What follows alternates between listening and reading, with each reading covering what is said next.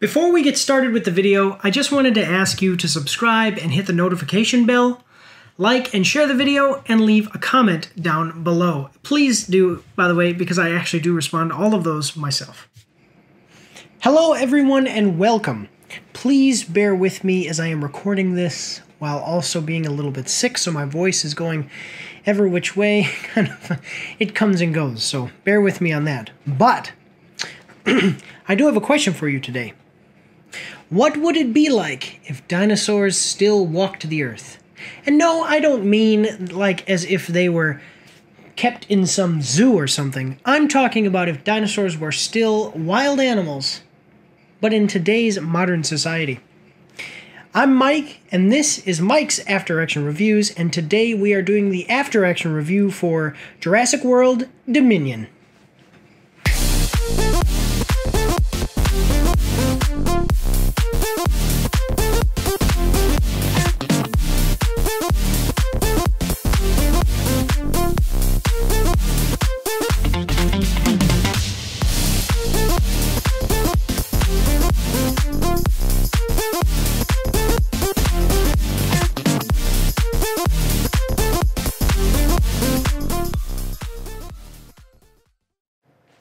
So guys, as always, we are going to start off by talking about the production companies for this film.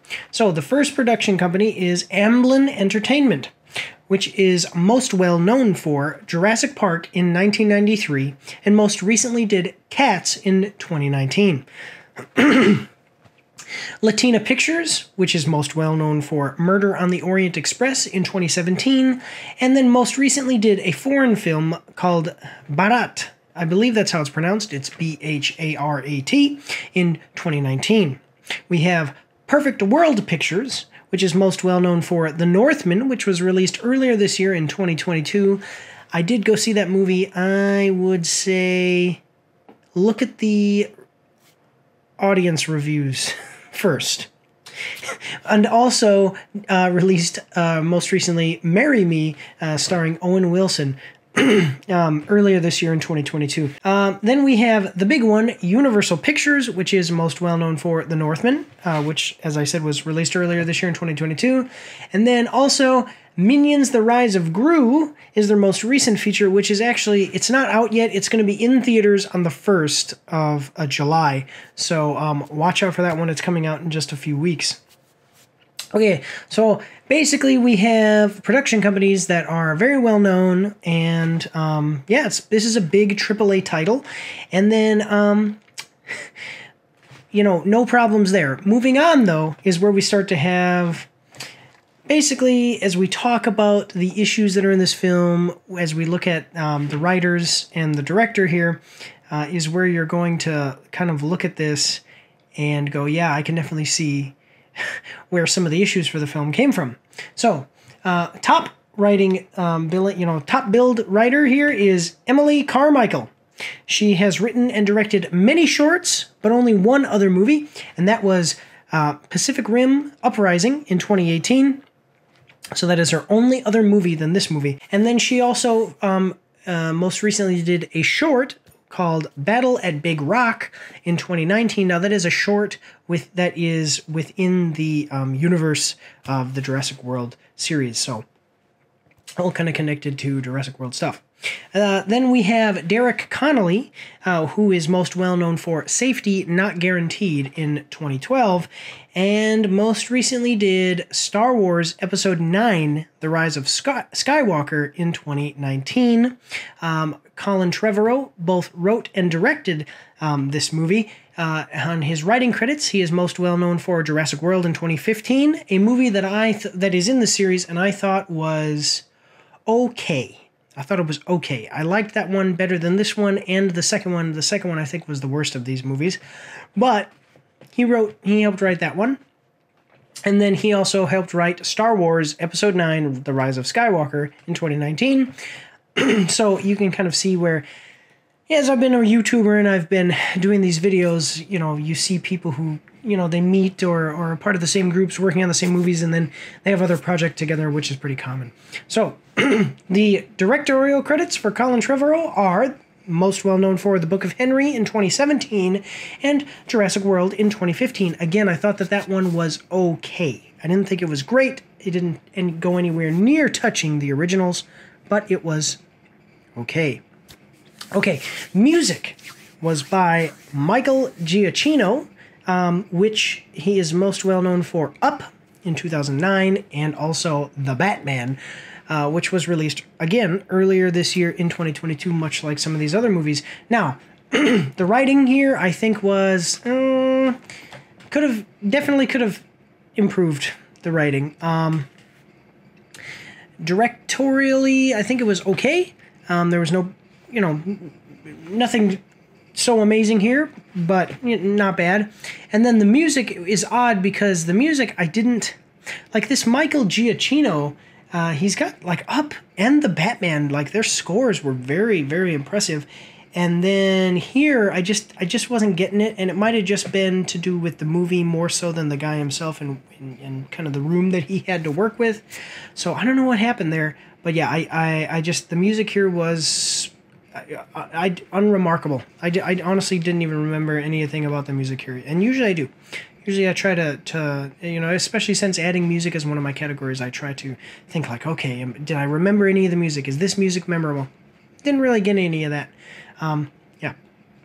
So, moving on to the plot. So again, just remember the writers here and what they've written before, especially like Pacific Rim Uprising. I mean, that was a movie that really suffered from poor writing, in my opinion. Star Wars Episode 9, Rise of Skywalker suffered from poor writing, and in my opinion. And yeah, and that's like the bulk of the credentials here, so. Okay, so moving forward into the plot. So the runtime for this movie is 2 hours and 26 minutes, and we have the IMDb plot summary. So, 4 years after the destruction of Isla Nublar, or Isla Nublar, dinosaurs now live and hunt alongside humans all over the world. This fragile balance will reshape the future and determine once and for all whether human beings are to remain the apex predators on a planet they now share with history's most fearsome creatures in a new era. All right, so I'm going to tell you something right now. That IMDb plot summary is a lie, okay? And there's going to be some light spoilers ahead. And so this is your spoiler warning. This is light spoilers, but I call it light spoilers because I'm actually going to give you the actual plot of the movie. And kind of, this is something that you should have been told by the promotional material, but the promotional material is actually hiding this plot from you. So I'm going to tell you what the plot of the movie is so you know what you're getting yourself into if you haven't seen it yet. There's going to be a number, like a little timestamp, a time code for you guys to skip to if you want to jump past me telling you basically the plot summary for this movie, the actual plot summary for this movie, which, like I said, the promotional material is disingenuously hiding from you. So, first of all, okay, so you've been warned, so skip ahead now. Okay, so first of all, I want to say that the Jurassic Park movies were based off of novels by Michael Crichton, which were very, very dark and almost like a horror book series. They were very serious and very scary. Oh, Mr. Arnold.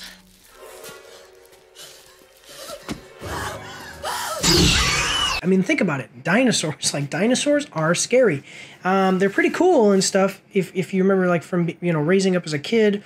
And, dinosaurs, even before Jurassic Park came out, dinosaurs were so cool. But actually, getting eaten by a T-Rex is no joke. And getting ripped apart by velociraptors is also no joke. So, realize that.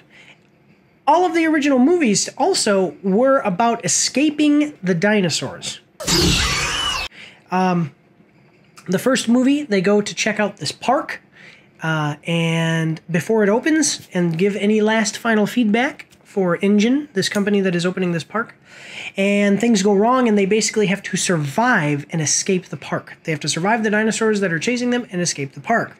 All right, Now, the second movie, they have to return to the park. I forget exactly what they were doing, return to the park, but I remember that, and I remember basically everything about the movie except for just like they were returning to the park, and there was a thing that John Hammond, the CEO of InGen, was trying to do, and then the actual company was trying to basically grab these dinosaurs and take them to a zoo in San Diego. But I forget what John Hammond was actually trying to do. But so they have to go back to the island with the dinosaurs, okay? And things go wrong, and they start getting attacked by velociraptors and a bunch of, basically the velociraptors are always the big enemy here. And so they basically have to survive and escape. And it's very scary. They get attacked by 2 T-Rexes, and it's pretty intense.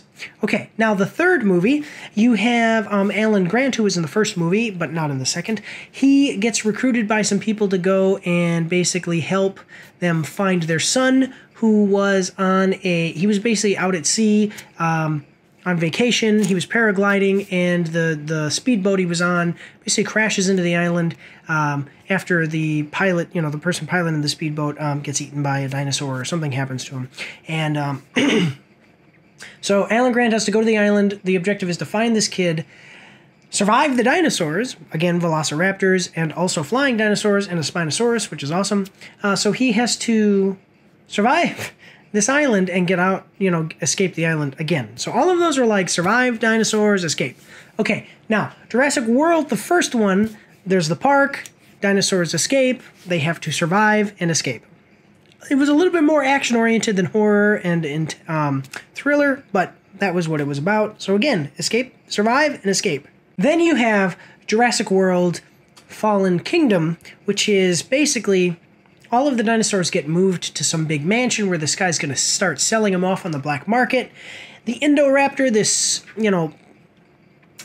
mutated version of a velociraptor, is in the house, and they have to survive the Indoraptor and escape and fight the thing off as well. So it's more of kind of a monster horror movie than it is like the originals as far as being a thriller. But again, survive the dinosaurs, escape. Now, that's a pretty long explanation. Sorry for how long that took. I just wanted to go through all of the movies so you guys kind of get the picture and kind of how disappointing the plot is for this movie, because the plot of this movie is actually about giant locusts. And Maisie Lockwood, the cloned little girl from the second movie, Jurassic World Fallen Kingdom. So giant locusts have started eating, basically have been introduced into at least the United States. I don't know if they're all around the world, but they're giant. They're like this big. It's ridiculous. They're like that big and that big around, and they live for a really long time, and nobody knows where they come from, but there's these massive swarms of them, and they're flying around and eating all of the crops. They're going to start a huge famine. But interestingly enough, the crops that are grown from biosyn seeds, biosyn is this big biological engineering company that is kind of in charge of the dinosaurs. Their crops are immune to the swarms of these locusts. So if you are buying biosyn seed, then your crops will be fine. Okay. This is what brings in the old characters from the original series as they are trying to investigate the locusts, figure out what's going on with them, where they come from, if they're from biosyn, what's up with that. Okay, so this is all within just the first 20 minutes to half hour of the movie. It's all revealed, so this isn't really like a huge spoiler, but it is a spoiler light because, like I said, it's been hidden from you in the promotion material. Also, the clone girl, Maisie Lockwood, gets kidnapped because basically she's been on the run from a bunch of different people because a bunch of people want to capture her and study her because she's a clone. This is what brings Claire and Owen on an adventure to kind of get her back. So that's how all of the main characters of the movie are drawn into these big adventures, and there is like two kind of separate stories going on. There's the locusts, and then just trying to rescue Maisie Lockwood is going on, and they converge at some point, and it becomes kind of an action-packed, action-packed. I don't know, there's not actually very much action here, but it becomes a big adventure for them all to go on. So that is the actual plot summary, not so much of the, you know, reshaping the future and determine once and for all whether human beings are that's not really the big thing. It's actually whether human beings are going to starve because of giant locusts. All right, awesome. So if you skipped ahead, welcome, and you are missing out on what the actual plot of the story is, but that's okay. Let's move forward. I do want to say that this movie does have a strong opening. There's kind of a news report-like scene that it gives exposition and explains the effects of the dinosaurs on the world and how these dinosaurs have been released and what's going on with them now. I like scenes like this if they're done effectively, where you get a little bit of a montage of interesting things happening. That kind of leads you into the story and picks up, you know, like takes us through what happened in the last movie to what happened in this movie. Or, you know, I mean, if it's like the first in a series where they give you just a little interesting way of introducing the world, that's pretty cool. So I did like that. I thought that was a strong opening. I do just want to say that there are some issues with the plot here. One thing is that this is only 3 years after Jurassic World Fallen Kingdom, so that is definitely not enough time for dinosaurs to take over the world, especially when you think of like dinosaur gestation, that's a hard word to pronounce. Gestation. Dinosaur gestation. For the larger an animal is, the longer it tends to take for them to, go full term pregnancy. So when you start telling me that there are giant dinosaurs that are, you know, basically repopulating the entirety of the earth after only 3 years, I go, I don't know if that's really realistic. On that note, I do want to talk about the fact that there were not very many dinosaurs, and or even just not just the whole number of dinosaurs, also species of dinosaurs that were released in the first movie, in the last movie, Jurassic World Fallen Kingdom. I had to. They're alive, like me.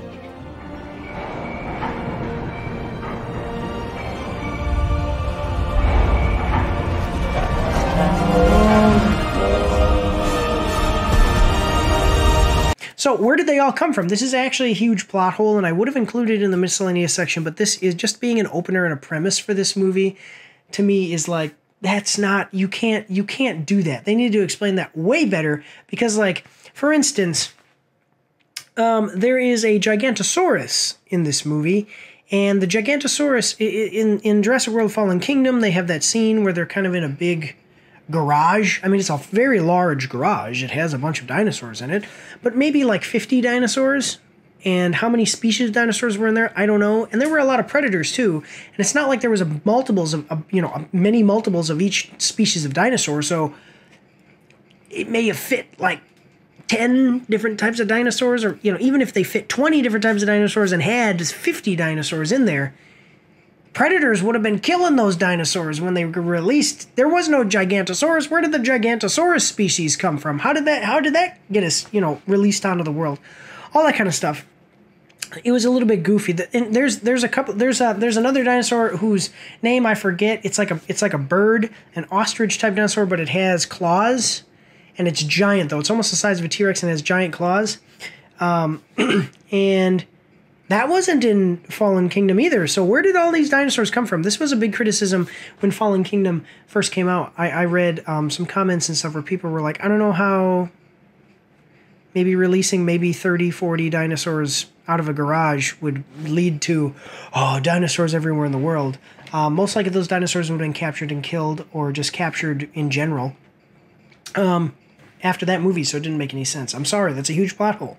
It's a huge plot hole for the plot of this movie, and poor writing from the people who wrote the last movie. Sorry about that. So anyway, something that is interesting that they do explain as far as fleshing out the world and stuff is that there is now like dinosaur poaching and a dinosaur black market, because apparently people aren't supposed to be hunting these dinosaurs, they're not supposed to be breeding them, but they are doing that anyway. And it's cool because it's kind of fleshing out the idea of this world where dinosaurs still exist and are in modern day. So I thought that was cool. Nice to see them kind of do some world building with this. Now, moving on to the acting and the characters. First thing I want to say, I normally don't. I usually just get right into talking about the different characters and actors, but I have a comment I do want to say.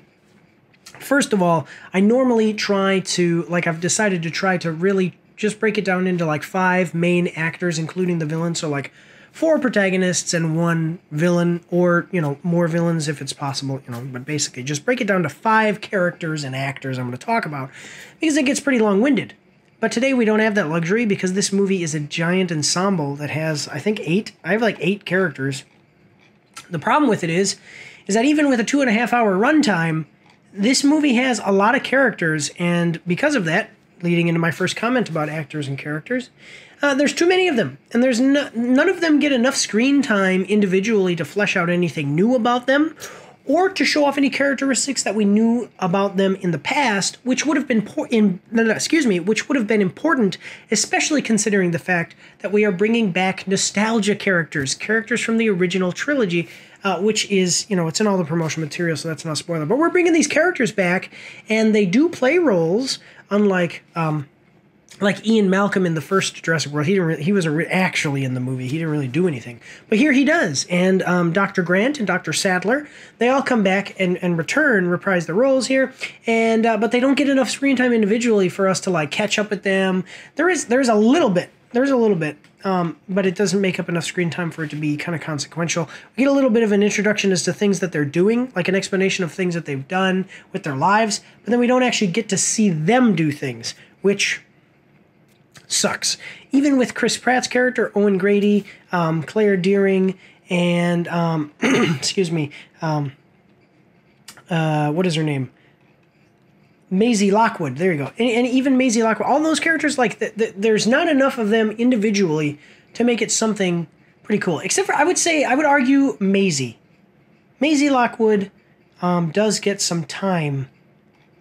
And she's probably the one character that gets any development, which does suck, and I'm going to get into that as we talk about the character. So anyway, that kind of sucks. I think that it's getting kind of irritating where they kind of reboot these franchises, and then they bring in the old characters and don't utilize them at all, even though that's like the big attraction. What most people are going to come here for is to see those legacy characters. So the first character and actor that we're going to talk about is Chris Pratt, who plays Owen Grady. Now, he's been the main character of all of these movies, and he is most well known for Guardians of the Galaxy from 2014. He also most recently did The Tomorrow War from 2021, which is an Amazon movie. It explains that he now works to capture and safely relocate wild dinosaurs. Well, it doesn't really necessarily explain that that's his job, but you see him doing that with a herd of parasaurs. I think, yeah, parasaurs. And so that's basically what he's been kind of doing. He and Claire have gotten back together. We've seen them kind of go from on-again, off-again relationship. I think this time I'm happy to see that this time it kind of stuck. Because at the end of the first movie, they were a thing. Then and before the first movie, they were a thing. Then they broke up before the first movie started. And it talks about that in the first movie. And then at the end of the first movie, they got together again. And then at the beginning of the second movie, they weren't together anymore.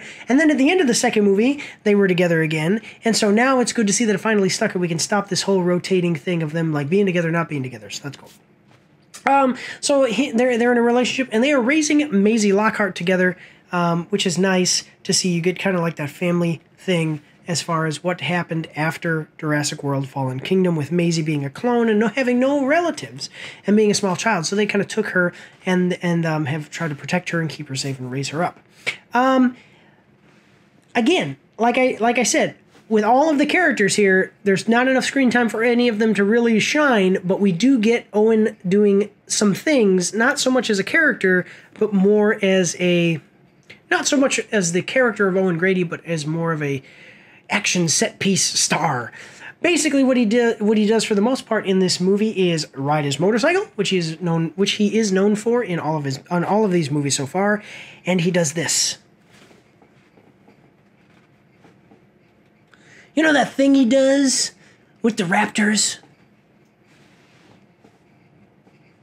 And the raptor comes up and it's okay. I've got this. I'll use my Jedi Force powers on the raptor. And there's even a scene with him where they're doing this thing with one of the raptors. Owen Grady is holding a gun against the raptor, and the Maisie Lockwood goes like this, ooh.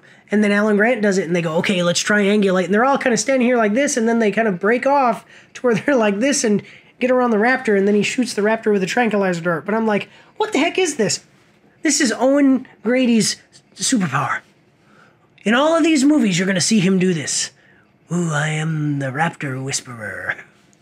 I don't know. It was kind of silly. It really wasn't. I don't know. That's like the only thing you see him do in this movie, and it sucks because it would have been cool to give a little bit more. I don't know. It would have been. They should have cut some stuff to give a little bit more screen time to the characters individually, or even as groups too. But just some more character building. Like, this is the finale, man. We gotta have some things kind of. We've got to have some things kind of wrap themselves up, such as if Owen and Claire were able to, in some deep way and deep and satisfying way, declare their love for each other because they've been on and off and things like that. Being able to kind of close the loop on some things with these characters would have been a little bit better than just putting them through kind of an action-oriented romp. And again, an action-oriented romp, when you consider the fact that the books that these are based off of and the original series was more about thrilling survival and, escaping dinosaurs and things like that. So, really, that's all I have for the character. Not a whole lot to talk about as far as what he did. We also come, the next character is, our actor is Bryce Dallas Howard, who plays Claire Dearing, who's most well known for The Help from 2011 and Rocket Man most recently in 2019. Basically explains how she now, since the last movie, she has been acting as a dinosaur rights activist. We see her break into a dinosaur breeding facility and free some dinosaurs, stuff like that. And then call the authorities on them. So that's like her thing. And actually, to tell you the truth, as I was writing my notes for this, like compiling them all on my computer here and thinking about how I was going to talk about her, I was trying to figure out what else she does in the entire movie. And I really cannot remember anything else that she actually does of consequence in the entire movie. So again, characters were written really poorly here. Characters are the most important part of your writing process because you need to have characters that we can connect with. Otherwise, there's nothing for us to latch onto to appreciate in the story. So, moving forward then, really, that's all I have for the character. Next, we have Laura Dern, who is reprising her role as Dr. Ellie Sattler. She is most well known for Jurassic Park from 1993, the original film. She also most recently was in Grizzly 2, The Revenge.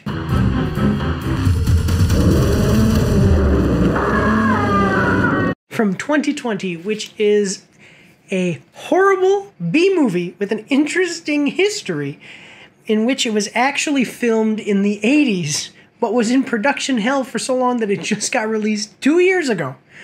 So even though it was just released 2 years ago, you can watch it as George Clooney and Laura Dern, and they're both very young in it because it took place 40 years ago.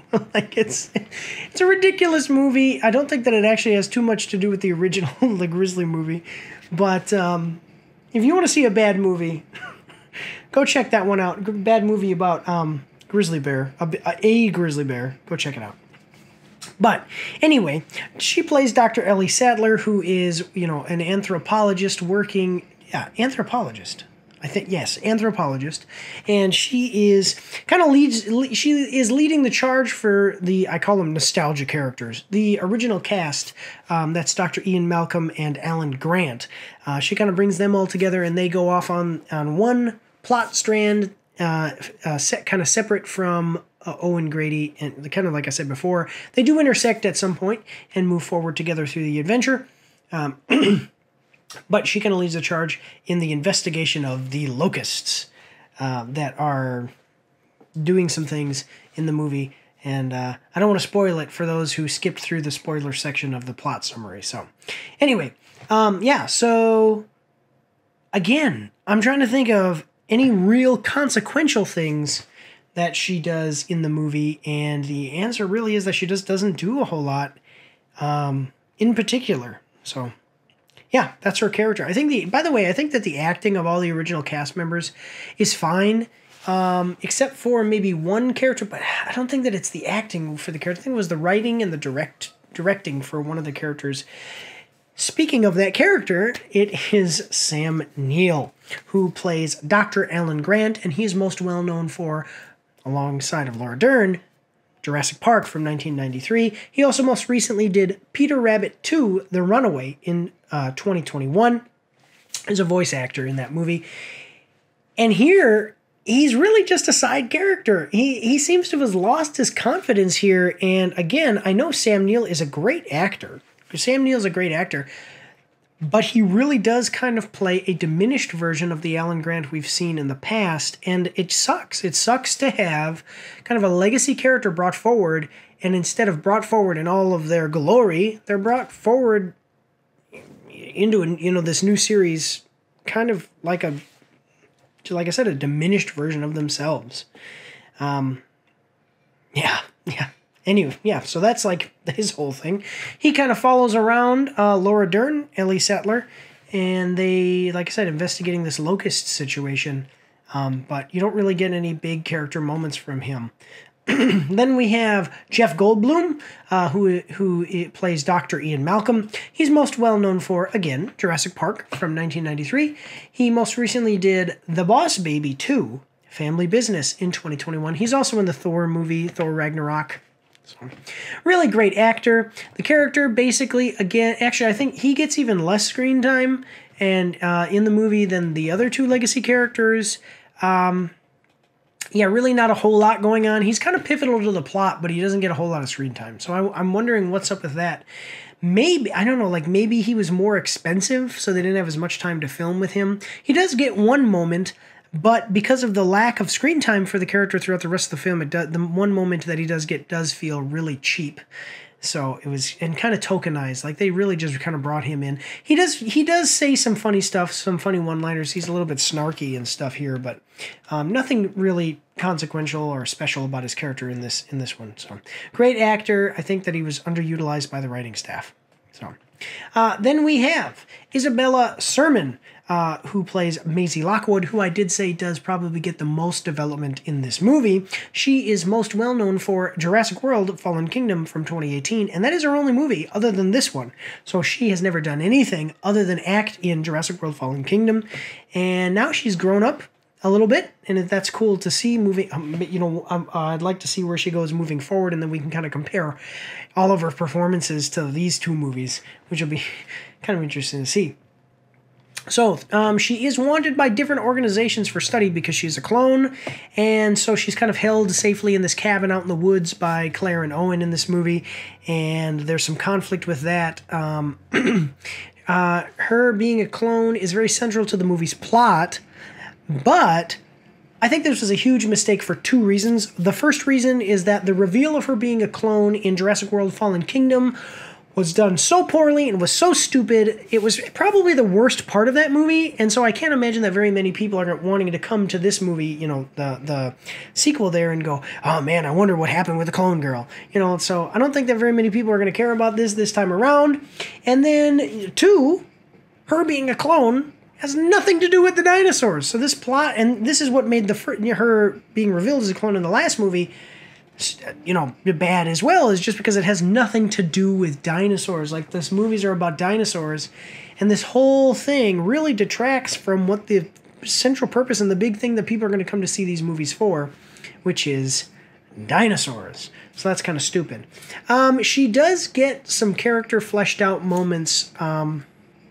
Does get some character fleshed out moments, which is pretty interesting, kind of her backstory and her origins and some of the things about her and how she came about, how her cloning happened and all of that.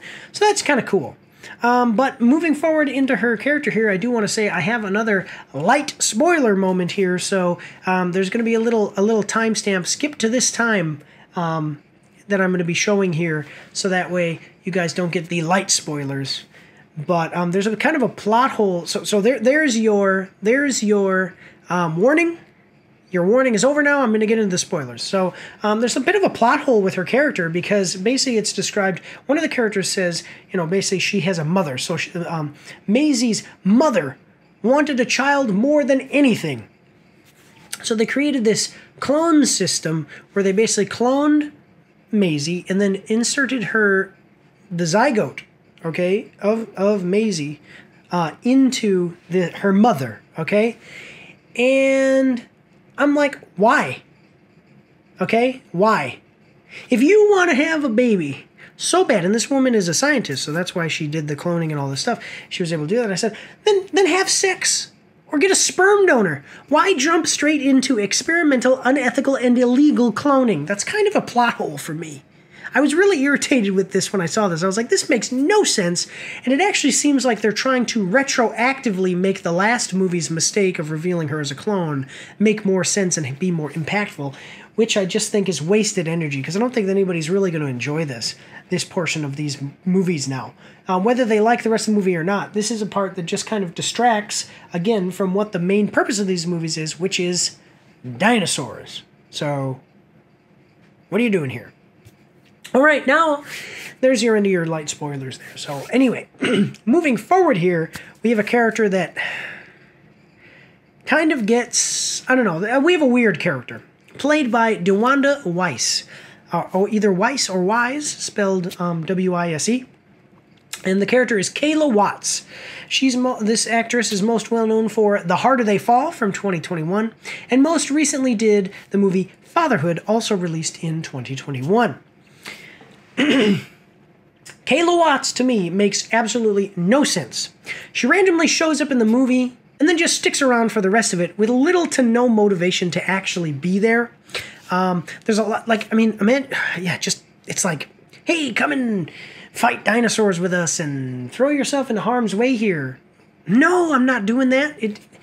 Who are you? I'm not coming with you and your group of people here. There's literally like one little scene where they give a little bit of her motivation, but it's just not enough. It's not like the motivation they give is not enough for her to do the things that she does and stick this whole movie's runtime out. It was kind of dumb. One thing that I want to say is that they do these cuts to her commenting on things that are happening that don't feel earned, because we don't even know who she is. Like, I literally wrote down in my notes, like, nobody cares about you because we don't know who you are. And we're not attached to her at all, so we don't care what she thinks about what's happening. If anything, this character should have played more of a almost extra role here. Like, just a background character that we just see in the group every once in a while, if she was going to stick around for the whole runtime. But I don't think that she should have stuck around for the whole time. And I think that the comments that she makes on things, as they're happening and stuff, probably should have been from other characters, such as Ian Malcolm or Alan Grant.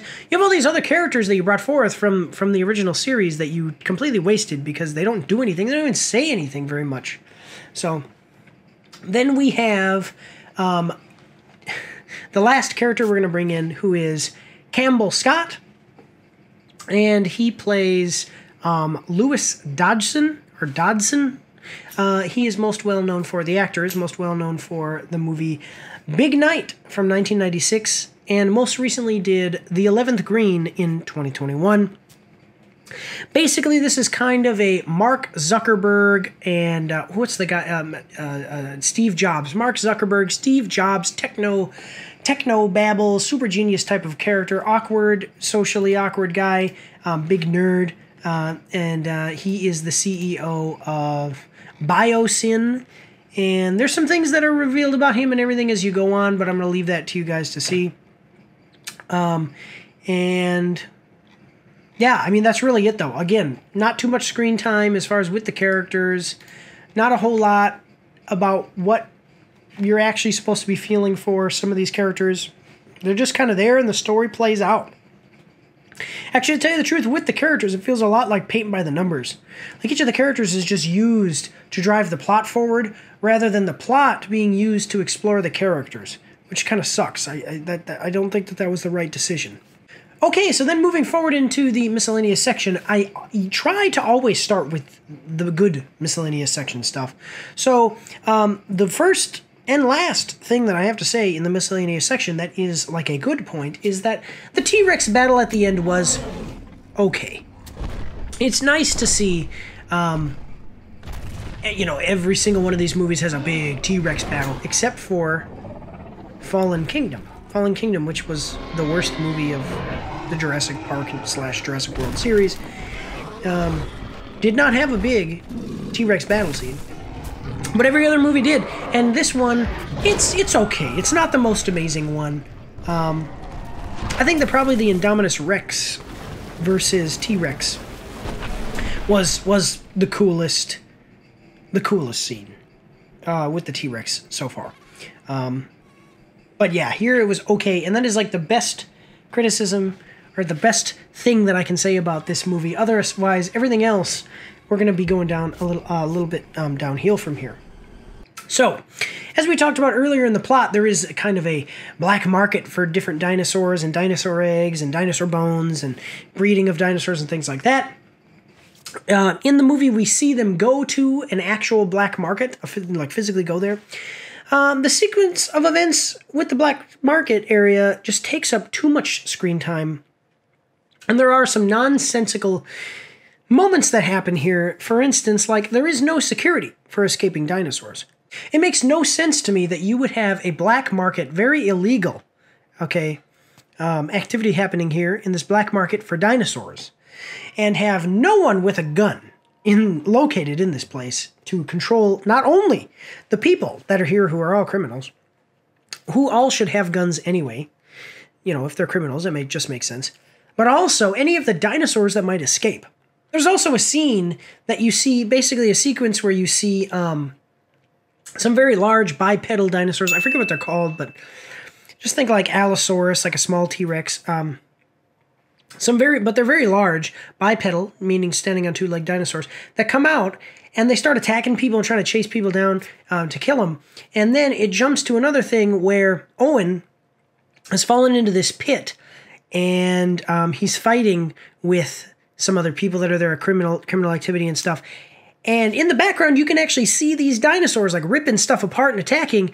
And around this pit, there are people who are just staying here, ignoring what's happening with these giant dinosaurs, screaming, yelling, making a bunch, killing people in the background. They're ignoring all of that to watch Owen fight this guy. And I'm like, what the heck? That doesn't make any sense. I'm like, that was totally nonsensical. Very, very poor writing. They also, in this movie, so my next point is that they double down on something that I think was just stupid in the last movie, Fallen Kingdom, and that is laser-guided raptors. So they bring in some new type of raptor. You know, there's more than just a velociraptor. And Blue is the last velociraptor. Okay, so I don't know what the obsession is with Blue, by the way. In Jurassic World, I get that they had this connection with the dinosaur, and then Jurassic, World Fallen Kingdom, I was like, okay, the thing with Blue is stupid. And now in this one, she's like a central part of this story. Doesn't get a whole lot of screen time, but is still like kind of a central part of some of the characters and their motivations and stuff. And I'm like, why? It's one dinosaur. Who cares? Like, I'm sorry. It's like, it's not like life-changing or, I don't know. It's just, Anyway. So they have laser-guided raptors. They're called Atrociraptors. Atrociraptor or something. Okay. And they're laser-guided. This was a stupid idea in Jurassic World Fallen Kingdom with the Endoraptor and should not have been brought back. I have no idea how you would genetically engineer an animal to basically be laser-guided. I don't know how you would train a raptor to be laser-guided. It makes no sense. It really sucks that this makes up so much of the characters' interactions with the dinosaurs, too. There's a chase sequence through this black market where these Atrociraptors are trying to kill all these people and capture them and catch them and stuff. And, well, not capture them, but just kill them. And that makes up actually the largest portion of the movie in which characters interact with dinosaurs. And it doesn't involve the legacy characters that everybody's going to come to this movie and see. It only involves Owen, and he basically gets on a motorcycle and they do a car chase with dinosaurs, okay? They should have written that completely different to not include the laser-guided thing. It could have been a situation where some of the raptors got loose from the black market and started chasing him, and he did the same thing, but without the laser-guided part, because it's so stupid. There are scenes in this black market in which there are characters that actually have guns, but they do not shoot the attacking dinosaurs. Like, there's literally a scene where a guy is getting attacked by a dinosaur. It's trying to get at him, but he's like in a tight space, and the dinosaur can't reach in, so it kind of sticks his head and is trying to like break through the stuff to get at him, and it's going to. And he has a gun and could shoot it right in the face. And instead of doing that, he shoots like a little door so he can crawl out and save himself. I'm like, just shoot the dinosaur. What are you doing? Stupid. I want to talk more about this car chase with dinosaurs, though. So basically, there's a car chase with Owen where he is being chased by the raptors. He ends up on a motorcycle. He's driving. So Claire's being chased in a car. Owen is being chased on a motorcycle. But anyway, so Claire and the pilot, Kylie, I forget the character's name because she does nothing and makes no sense. But it is Kaylee Watts. Kayla Watts, played by DeWanda Wise. They get onto this plane that she owns, the character owns, and then they're driving and about to take off. And as the runway goes by, Owen is being chased by an Atrociraptor on a motorcycle.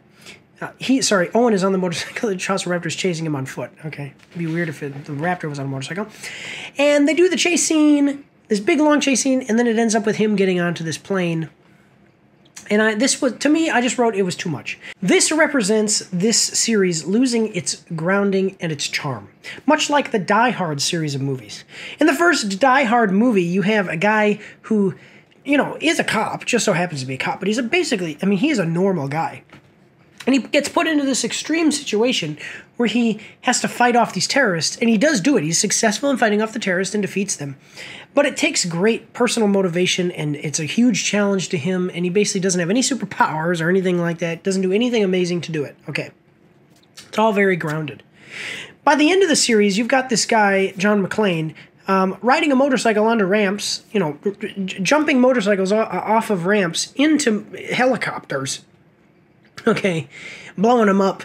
And I believe in the last movie, which I didn't even see, and it had Jai Courtney in it, which is definitely a high mark of quality here. He goes to Russia and basically starts a war. Literally, that movie, I remember seeing parts of that movie, and it looks like a war zone, and he's almost turned into like a John Wick. So you took a seriously grounded character that everybody liked because of how grounded he was and turned it into The Matrix, almost. And basically that's what is happening with this movie, except instead of turning into like the Die Hard movies turned into almost like a Matrix-like situation, this is turning into a Fast and Furious type of movie. For instance, like the Jurassic Park movies were grounded. They were thrilling, and they were about survival. Their Jurassic World movies have ballooned into ridiculous films where it actually feels like the characters are never truly in danger because it's more of an action flick rather than a thrilling survival movie. Moving forward, I want to go over some of the little nonsensical details in this movie, along with some of the plot contrivances that I did notice. And there's quite a few of them, so get ready, guys. Here we go. First of all, there's a scene in which these giant locusts, which I've talked about, all throughout the review, they're massive, like this big, maybe bigger than that, about that big around. They're huge. And some of the characters go into a lab where they're being held because they need to collect some of their DNA. And earlier in some of the things that we've seen with these locusts, they're actually shown to have a pretty nasty bite, being able to chew through, pieces of clothing and things like that. And when they go in there into the lab where they're being held, they're actually held in open aquariums. Like, that would be like, it's so dumb because they fly. Locusts fly. Imagine if you kept birds in open bird cages. That doesn't make any sense. So I just thought that was really dumb, caught my attention immediately. There is a scene in which they are approaching the Biosyn lab via plane, and the Biosyn lab is out in the middle of nowhere, and it's the only place where they can land is on this Biosyn lab's airstrips or whatever way that they control these things. So they don't have clearance to land there, so what were they thinking they were going to do to be able to land? It made no sense. So basically, it's like if I were to go to now Biosyn isn't a government facility, but imagine if I were to go to a top secret government facility and just fly in, and then they're like, hey, stop, you can't land here, or we're going to shoot you down, and I'm just like, it'll be fine. You have to have a plan. They literally have no plan, and I'm not going to spoil it, because I don't do spoilers unless I specifically warn or warn ahead of time, but yeah, it was stupid. It was the dumbest thing I've ever seen. Why would you even go if you have no plan of actually being able to do what you're trying to do? You're just wasting time. And then once you see what actually happens It's like, yeah, that's exact. Yeah. Oh, yeah, it was stupid. Then they explain how biosyn uses this thing, which was also used on Jurassic World, except apparently not very effectively because it has to do with the flying dinosaurs, and the flying dinosaurs in the movie Jurassic World, they flew around and killed a bunch of people and everything. But basically they have the ADS system. It's called the ADS system, which is basically some electronic way of stopping the dinosaur, keeping the dinosaurs below a certain altitude, basically stopping them from flying off. And it's turned off at one point to deal with them trying to land. Like I said, you'll have to watch the sequence to see what it is, but it gets turned off. And then my thought about it is, why wouldn't you then, after you finished, dealing with the thing that you're dealing with, why wouldn't you turn it back on? Because it stops the flying dinosaurs from flying out of this. Basically, the biosyn lab is in a valley. It's in this big valley with mountains all around it. And the idea is that, I don't know if I mentioned this before, but the idea of it is that the dinosaurs won't be able to go over those mountains and escape. And biosyn is managing all of the dinosaurs now. This is where they're bringing all the dinosaurs into this giant valley, this giant mountain range, surrounding this huge valley. And so none of the dinosaurs can escape over the mountains except the flyers could fly. So, you have this ADS system to stop them from flying away. Wouldn't you turn it back on? Otherwise they would escape. But they don't. In fact, it's not even mentioned. So they turn it off, and it's not even mentioned turning it back on until the end of the movie. So I was like, well, that's stupid. That wouldn't have happened. You're just going to leave it off. All your flying dinosaurs are going to fly away. There is quite a few times where dinosaurs either do not see or, for no apparent reason, do not attack the characters. Like, there's literally a scene where there's a person, and a dinosaur puts its face right up next to the person, like looking at them, and doesn't see them. And then there's a scene where a dinosaur comes around this vehicle, and the people are crouching next to the vehicle, and it looks right at them and doesn't attack them, and then they run away. I'm like, what is this? What is this? This is what I mean when I say, like, there's not a whole lot of tension as far as the characters being truly in danger. Like, we don't actually see... It was just nonsensical. There was a couple of times where I was like, they would be dead right now. That's poor writing. And what sucks about it is if they would have done it a little bit differently, they could have made those scenes a little bit more action-oriented with the dinosaurs taking a more active role and actually trying to catch their prey. Could have the people running away a little bit better. I don't know, I'm just saying. As mentioned before, Gigantosaurus is in this movie, and multiple times they refer to Gigantosaurus as the largest predator that has ever lived. This is wrong. Now, these are dinosaur movies, okay? And this one isn't a big world-breaking thing for me, but I just want to point out, for anybody who doesn't know, Gigantosaurus was not the largest predator ever. In reality, the Spinosaurus is actually the largest known carnivorous dinosaur that ever lived, making it the largest predator that has ever walked the face of the earth. It was actually a Spinosaurus. So I just want to make that point there. Then we have this thing, and this one kind of irritated me when I saw it, and I immediately caught it, and I was like, this is stupid. So Owen sees the Gigantosaurus, which is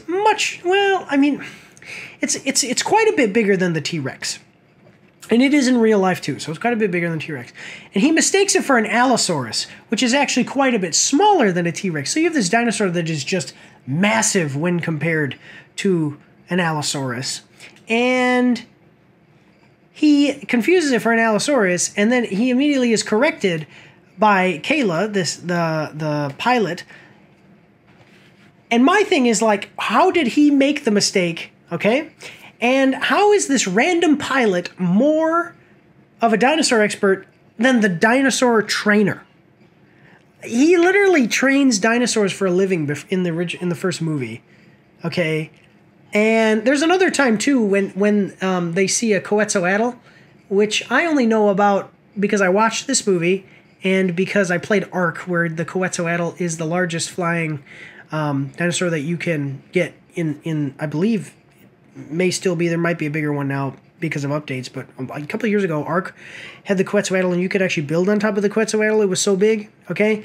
And she says the Quetzalcoatl, and I'm like, that is a very rare dinosaur. Why? It's like Pterodactyl, like it is a giant flying dinosaur. but it's very, very rare. So why, how do you know about it? Why are you such a dinosaur expert? Made me really think of this pilot character, Kayla, as a little bit of a Mary Sue. I mean, she doesn't do everything perfectly or anything like that, but she's just super annoying and dumb, and it almost seems to me like they made Owen a little bit stupider so that way they could prop her up and make her feel a little bit smarter, which is just irritating. Like, don't do that. That's stupid.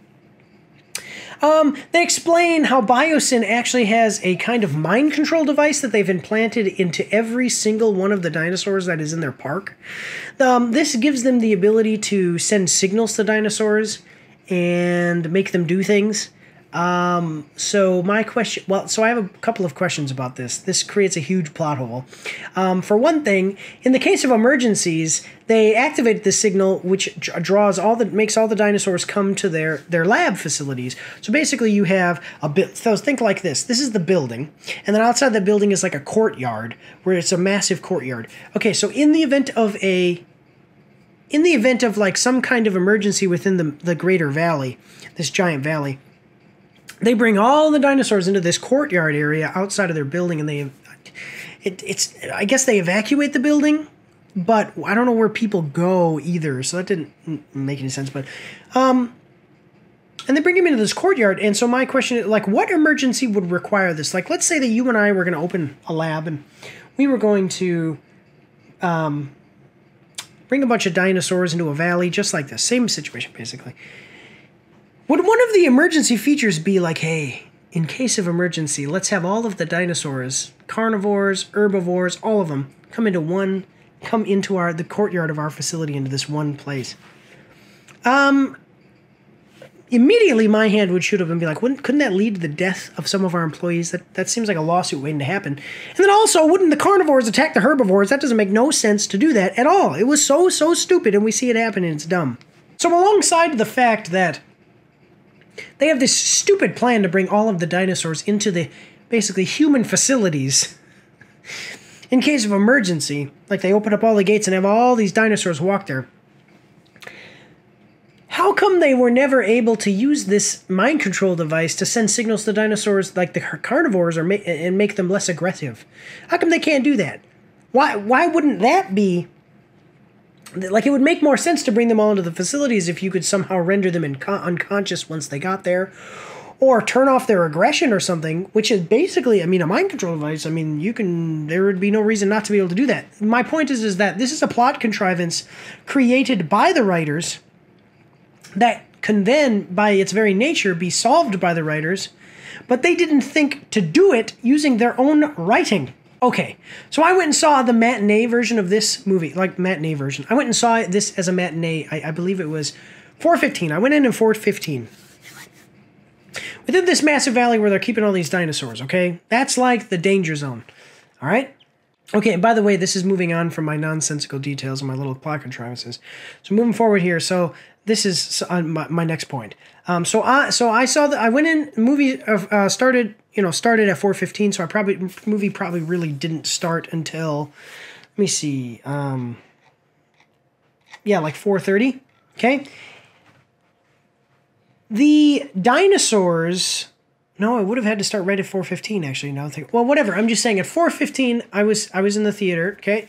The dinosaurs don't actually start being a threat because no one is in this big valley where all the dinosaurs are until 6 o'clock. Like, I actually marked it. I was watching this and I was like, when is this going to happen? So all of the main characters, or at least most of them, are within this area of the park where there actually is dinosaurs, and they're not like interacting with humans, and they're not going and doing other types of investigation stuff. They're not doing other stuff. They're actually with the dinosaurs. We are actually in the park or the area where the dinosaurs are, okay? At 6 o'clock. The movie ended at 7 o'clock. And during that hour time between when they first got in there and when they did not spend the entire time in there. There was probably like a good 20 minutes. This, by the way, 7 o'clock before credits, okay? There's probably a good 15, 20 minutes where they weren't actually, like, it was like the movie had wrapped up and stuff. So I didn't actually mark when they left the area. But so basically they have like maybe 40, half hour, 40 minutes, maybe 45 minutes where they're actually in danger of being attacked by dinosaurs in a 2.5 hour movie, other than that black market scene, which I talked about, which I didn't like. I think this is pretty dumb, especially because this is a movie about dinosaurs. And again, referring back to the novels, which were about people basically trying to survive the horror, the absolute dreading, just dreadful horror of being attacked by velociraptors and T-Rexes. Okay. And yeah, I mean, those were the novels. And then the Jurassic Park movies, where they're always trying to escape some situation in which they're trapped in with some dinosaurs. Here, this thing, basically, the dinosaurs take a real backseat as part of being the danger here. My next point, then, and this is my last point, is that they have this narrative of like, oh, we have to coexist. We have to coexist with the dinosaurs. I'm like, no. What the heck are you talking about? The dinosaurs would destroy the world's ecosystems. At the end credits of the movie, they show dinosaurs all over the world, like in Africa and stuff. And I'm wondering if like 40 dinosaurs were released in Jurassic World Fallen Kingdom from America. I think they were brought to like California or something. If they're released in California, how is it that 3 years later we have other dinosaurs that weren't even released in the movie before in Africa? How'd they get there? My God, it's just... It makes no sense. It was so freaking irritating. I was like, what are you doing? But they have this narrative of we have to coexist. And so in the end scene, they have like all this montage of like African elephants walking alongside of Stegosaurus and, other dinosaurs, okay? And then you see a scene where there's 2 blue whales floating in the water, under the water, right next to a mosasaur that is much larger than they are. And I'm like, that mosasaur is a carnivore. It would eat the blue whale. It would eat the blue whale's babies. It would destroy the ecosystem. Mosasaurs would be able to just destroy the ecosystem of the world's oceans. It would be absolutely terrible. All right, so moving on to my final statement and review score. So, I have almost nothing really good to say about this movie. I'm sorry. I mean, like, there's the dinosaurs. We have a great cast of actors. It's actually really disappointing because the original series characters come back and do almost nothing except for having a few nostalgic character interactions that make up just a very small amount of the screen time. It would have been much better to be able to see them. It's nicer to be able to see, I think I said this before, it's nicer to be able to see old characters come back kind of in all of their glory instead of coming back diminished and seeing them as like, it's different to be a little older and stuff and maybe, you've lost a step or something, but it's the rule of cool, man. You've got to have some cool here. And these guys just kind of came back and they were just, it was like nothing. It was like chewing on cardboard. Nobody really did anything. It was kind of wasted. These characters were wasted to come back here.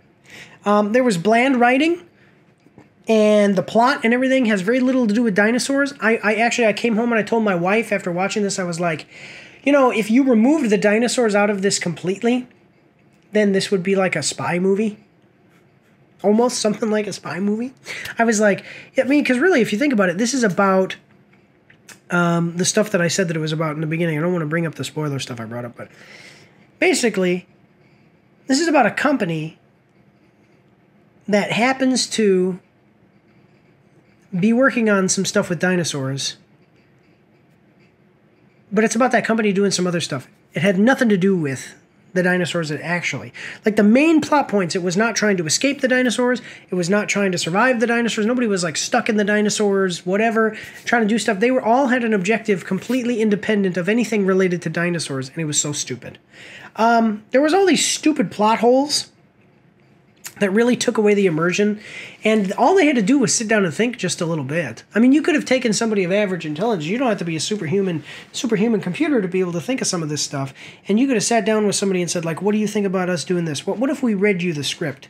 And then, I mean, an average guy would have been like, yeah, but why didn't they do this? Why didn't they do that? And when you can have people, like, if the writing weren't so bland, you can forgive some of the mistakes.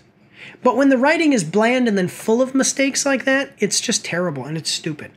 It's because of all of this I would say this isn't a bad movie because it's not absolutely horrendous, but this is a below average movie. So I'm going to give it like a below average, like one hand here and one thumb down, below average. Okay, not 2 thumbs down, but definitely no thumbs up.